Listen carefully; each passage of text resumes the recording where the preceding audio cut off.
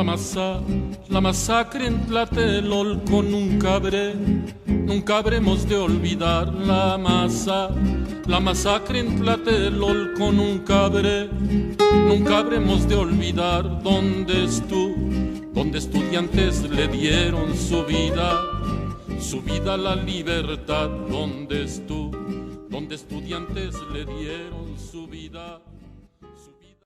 En aquel tiempo, el gobierno, el presidente, invitó a los mexicanos a poner la bandera nacional como desagravio, porque en su lugar se había puesto la bandera huelga de comunista en el Zócalo. Y muchos mexicanos en todo México pusimos la bandera.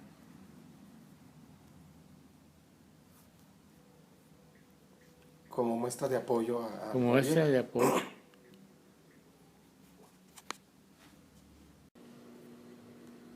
Ajá.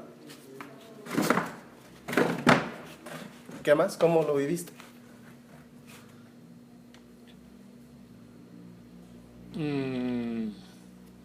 ¿Dónde estabas? Aquí en Durango. ¿Qué estudiabas? Me enteré que unos estudiantes en México izaron la bandera comunista en el Zócalo. ¿Cuál es la bandera comunista? La roja y negra. ¿La de huelga? ¿El símbolo también comunista, oiga? No lo tenía, pero... ¿Y luego qué pasó? ¿Qué te enteraste? Ando buscando eso.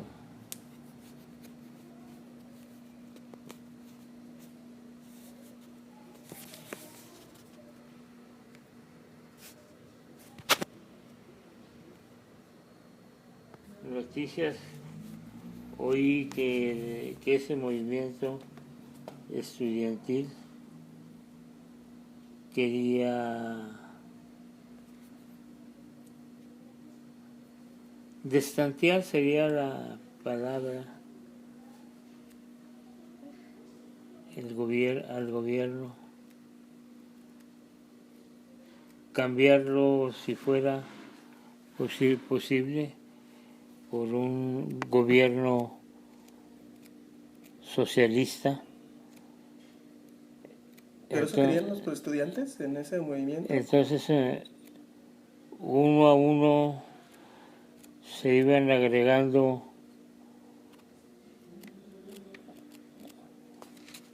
colegios y universidades.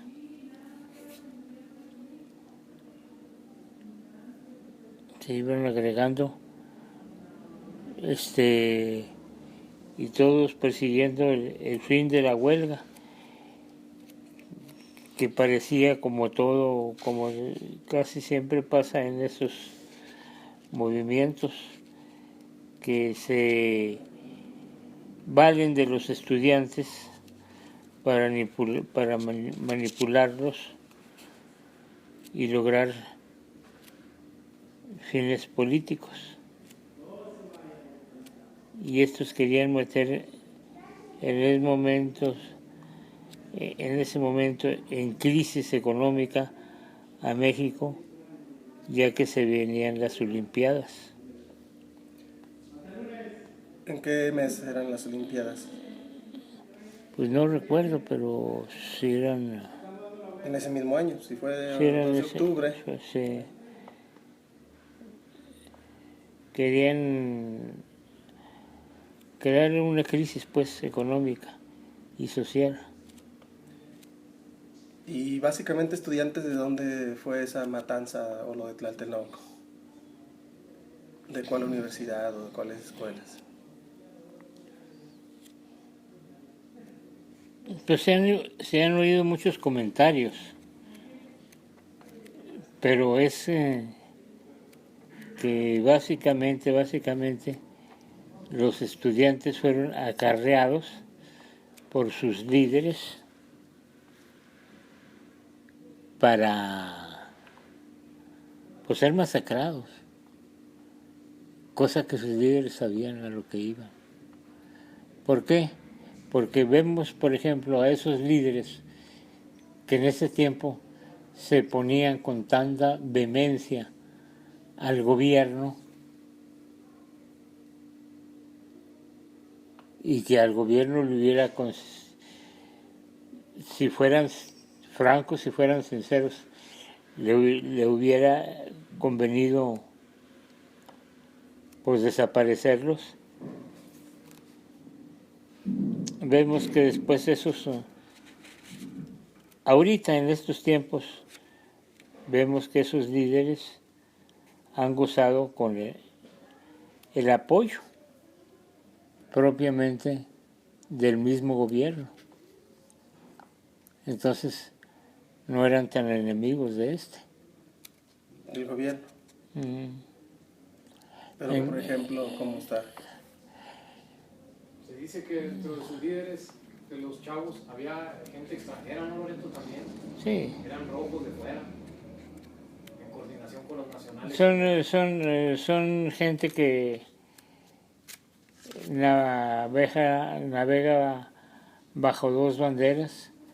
El mismo gobierno, la izquierda del gobierno, está de acuerdo para ellos, para soliviantarlos, para reprimirlos hasta cierto punto. Y si ven que van teniendo éxito, pues seguirle para, en cierta forma, el mismo gobierno darse un golpe de Estado para dejar paso al socialismo. Ejemplo de eso lo tuvimos con Salvador Allende, que cuando se descubrió que había una conspiración socialista para una conspiración socialista, entre comillas, podríamos decir también comunista, para derrocar al gobierno socialista de Salvador Allende, o sea, socialistas contra socialistas, comunistas contra comunistas, marxistas contra marxistas.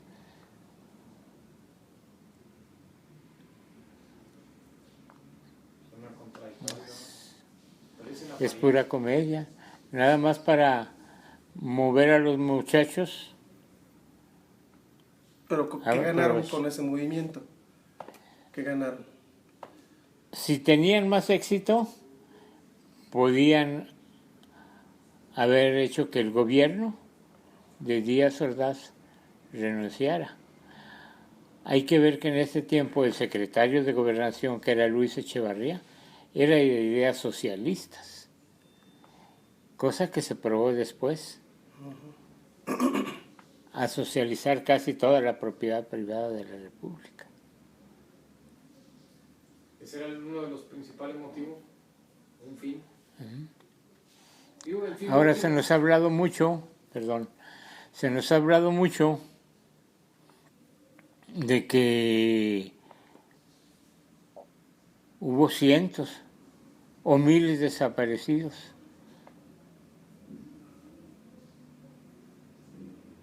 Pero sí ha habido algunos líderes estudiantiles opuestos a los que hoy gozan de las canonjías del gobierno, que dicen que no llegaron a 50 los muertos. ¿Aquí en México? Entonces, ¿qué pasó? Si unos líderes estudiantiles dicen que no llegaron a 50 y otros dicen que pasaron de miles, ¿qué es lo que hay detrás de eso? Quiere decir que a los muchachos los manipularon y los usaron de carne de cañón. Sí, entre sus líderes estaban escondidos ahí, ¿verdad? Y dispararon contra los militares y eso tuvieron que defender. Dicen que el ejército disparó, pero también se hablan de señales que hubo en Tlatelolco que se dieron precisamente para abrir fuego contra los estudiantes. Y no por parte de los militares. ¿No?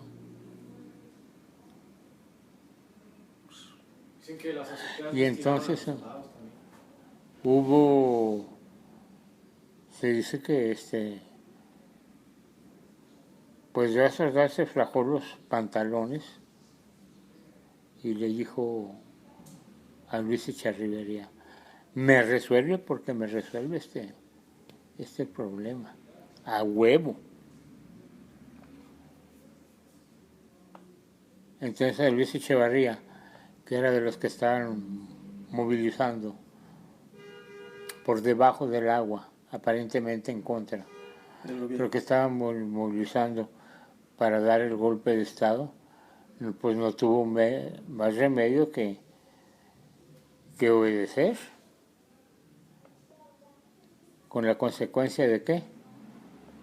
De masacrar a los estudiantes, que él mismo, en cierta forma, había aventado.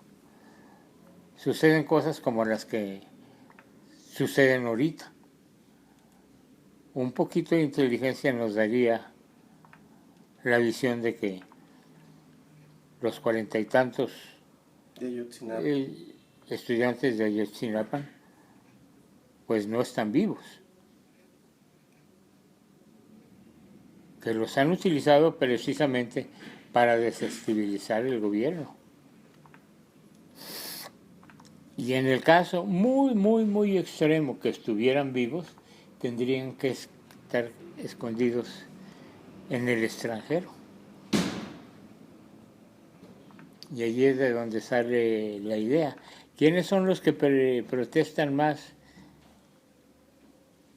Los que mueven más, los que andan con banderas rojas por todo México, proteste, los rojos. Entonces quiere decir que los rojos, en caso de que estuvieran vivos, los tendrían escondidos en algún país, como podría ser bien Venezuela o Cuba.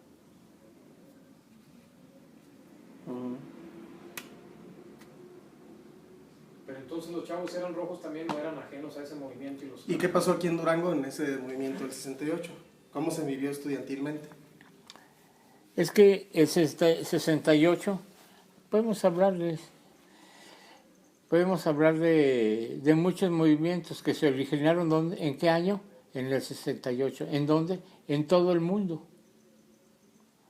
Lo que quiere decir que fue una cosa bien orquestada. No nomás en México, no nomás en Durango, sino también en Checoslovaquia, también en París, también en Washington.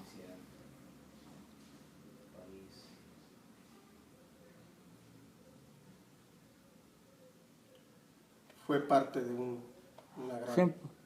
Parte de un movimiento a nivel mundial. De un plan mundial. A ver qué, a revolver el agua para ver qué pescan. A río revuelto, ganancia de pescadores. Hace rato cité a Salvador Allende, ok. Cuando tomaron la casa de Salvador Allende, ¿qué pasó? Hallaron las armas con que él mismo, los socialistas, ellos mismos iban a dar el golpe en la casa de él. En la casa de Corvalá, uno de sus ministros. Eso mismo pasó en la Revolución Rusa. Subió Kerensky. Y luego Kerensky, como socialista, tuvo mucha oposición y tuvo que soltar el gobierno a quién. Ante las revueltas que se vinieron. ¿De quiénes? De Lenin.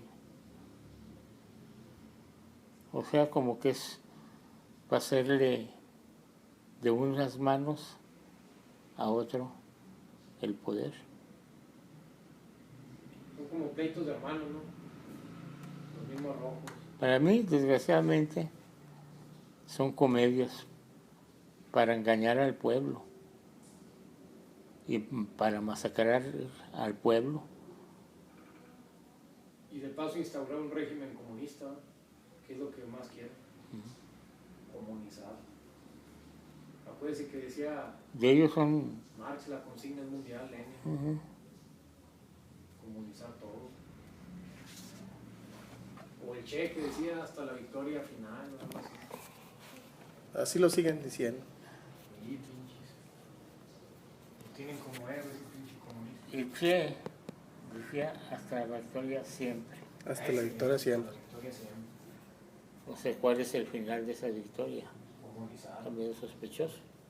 Los que decían hasta la victoria final, o sea, que tenían una visión clara de lo que querían, eran las SS de los alemanes. Buenas o malas, bueno, ya será cuestión de ellos, pero tenían una visión clara. No le dejaban la visión de la victoria como cosa ambigua. Donde estudiantes le dieron su vida a la libertad. Que me voy, que me voy, que me voy, que me voy, que me voy, que me voy pa'l paredón. Ya parece que la llevo como espina en el talón. Ya parece que la llevo como espina en el talón.